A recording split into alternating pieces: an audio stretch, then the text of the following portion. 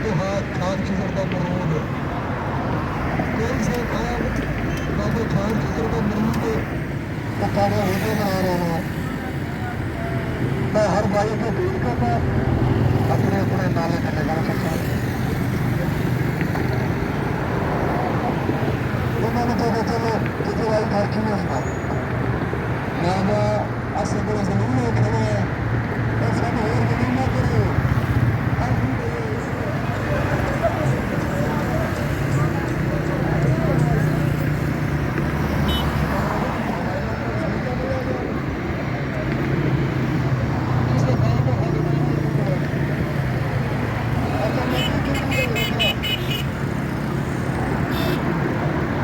कैसे रसूल मलाएंगे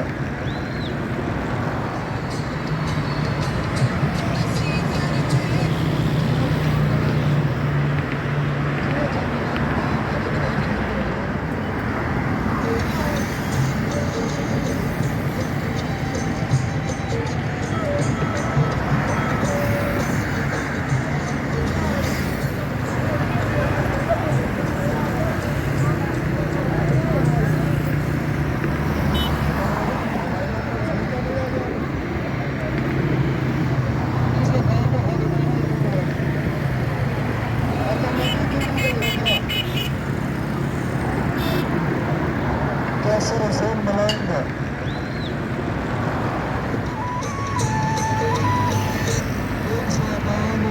बाबू खान खिजर का मरूद कोई से खान बाबू खान खिजर का मरूद